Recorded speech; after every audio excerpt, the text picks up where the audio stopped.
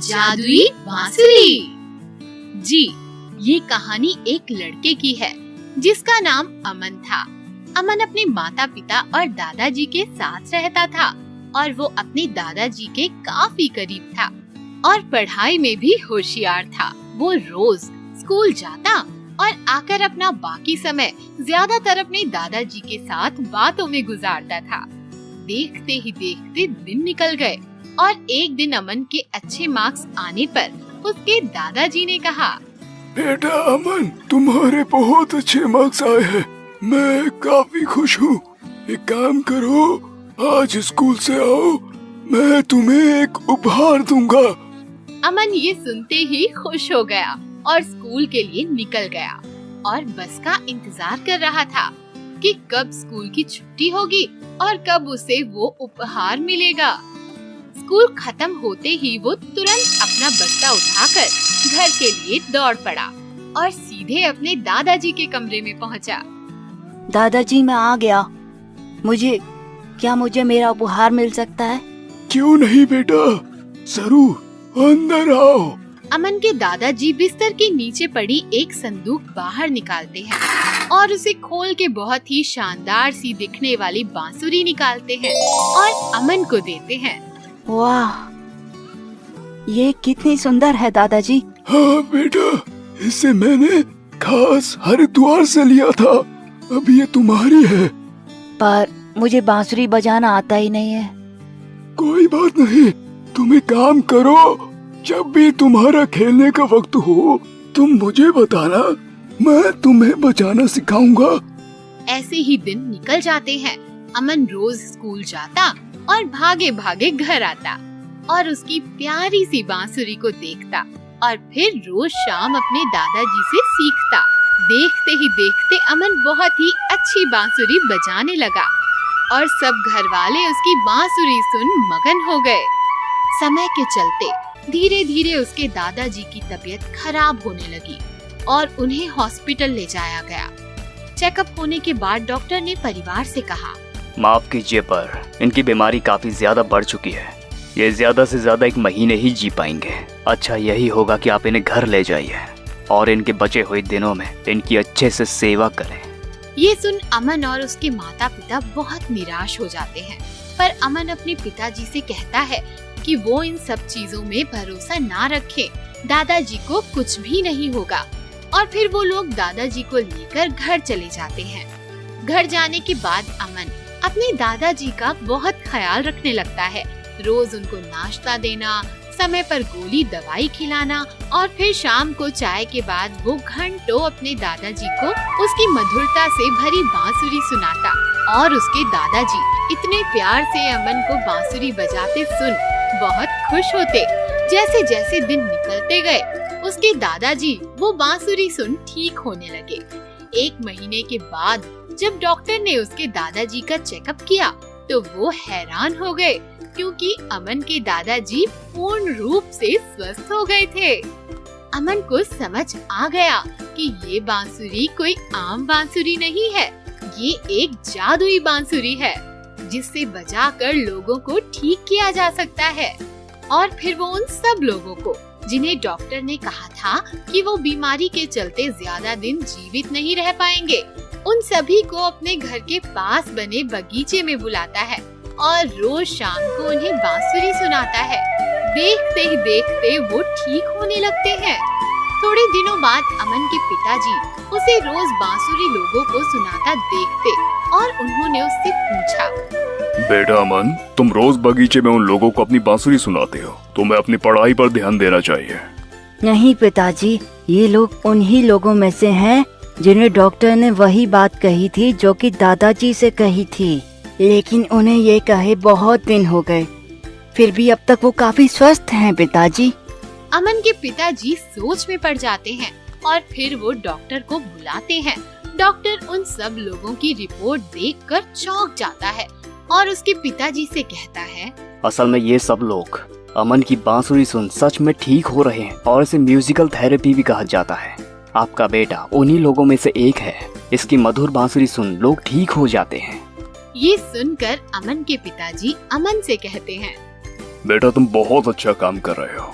पर तुम मुझसे वादा करो कि तुम अपनी पढ़ाई पर भी ध्यान दोगे और साथ साथ शाम को बांसुरी बजा लोगों की मदद करोगे।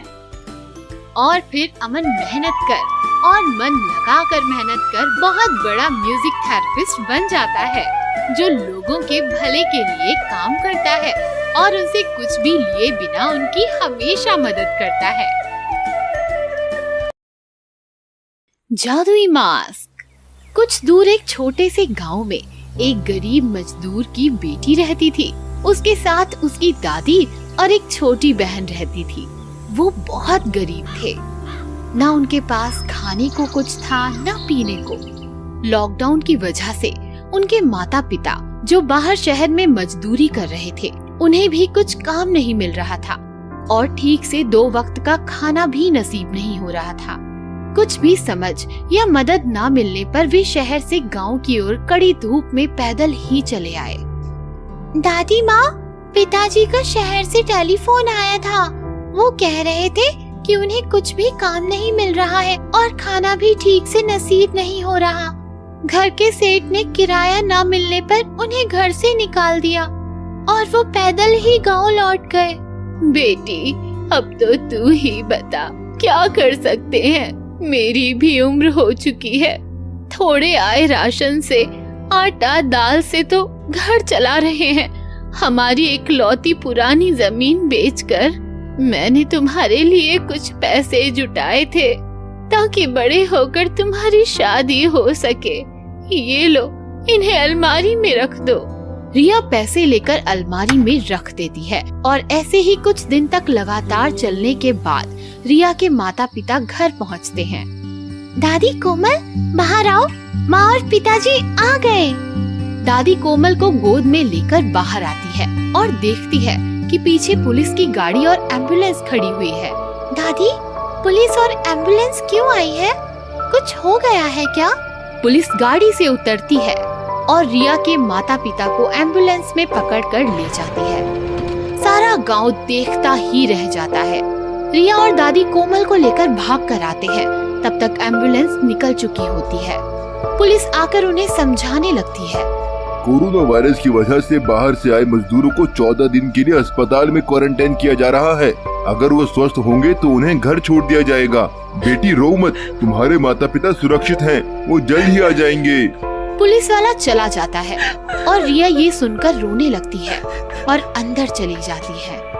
रिया दीदी, मुझे माँ के पास जाना है, पिताजी के साथ रहना है, मुझे छोड़ दीजिए, जाने दीजिए। कोमल रोने लगती है। रिया रोते हुए कोमल को चुप कराने लगती है और दोनों सो जाते हैं। 14 दिनों बाद ये खबर आती है कि रिया के माता पिता कोरोना पॉजिटिव थे और अब वे इस दुनिया में नहीं रहे। रिया, उसकी दादी और छोटी बहन अब बेसहारा हो चुके थे। अब उनके पास कोई ना था। इस सदमे में कुछ दिनों बाद उनकी दादी भी शांत हो गई और दोनों अब बिल्कुल अकेले हो चुके थे। जिस तरह मेरी माँ और पिताजी कोरोना की चपेट में आ गए, अब इस दुनिया में नहीं रहे, मैं ऐसा अब नहीं होने दूंगी। मैं गरीब मजदूरों के लिए मास्क बनाऊंगी जिससे वो अपने परिवार के पास सुरक्षित पहुंच सके। रिया के पास मास्क बनाने के लिए कुछ नहीं था। वो उसकी दादी की बची हुई जमीन के पैसों से ही मास्क बनाने के लिए कपड़े, मशीन और सैनिटाइजर खरीद कर लाती है। मास्क को सैनिटाइज करके गरीबों तक गली गली जाकर फ्री में मास्क बांटती है। एक दिन वो चलते चलते एक बरगद के पेड़ के पास पहुंचती है और कड़ी धूप के कारण कुछ देर वहीं बरगद की छांव में बैठ जाती है और शाम होने का इंतजार करती है। बैठे बैठे उसकी आंख लग जाती है और वो सो जाती है। रिया उठने के बाद देखती है कि उसकी मास्क की टोकरी गायब हो गई। वो उसे ढूंढने लगती है। शाम हो गई, अब जाकर बाकी के मास्क बांट देती हूँ, फिर घर जाकर खाना भी तो बनाना है। अरे अरे, मेरा टोकरा कहाँ गया? कहीं पेड़ के पीछे तो नहीं? कहीं हवा से इधर उधर तो नहीं चला गया? मुझे उसे ढूंढना होगा। मेरे पास अब पैसे भी नहीं बचे नए मास्क के लिए। वो उसे हर जगह ढूंढती है और उसे कुछ नहीं मिलता और उसके सारे पैसे भी खत्म हो चुके हैं। उतनी ही देर में तेज हवाएं चलने लगती हैं और बरगद के पेड़ पर बंधा एक कपड़ा उस पर आ गिरता है। वो कपड़ा खूब मुलायम होता है, दूसरे कपड़ों से बिल्कुल अलग और बहुत अच्छा। रिया उसे देखकर खुश हो जाती है। वो उस कपड़े से मास्क बनाने का सोचती है। क्यों ना मैं इस कपड़े से मास्क बनाऊं? कम से कम इस कपड़े से कुछ मास्क तो बन ही जाएंगे।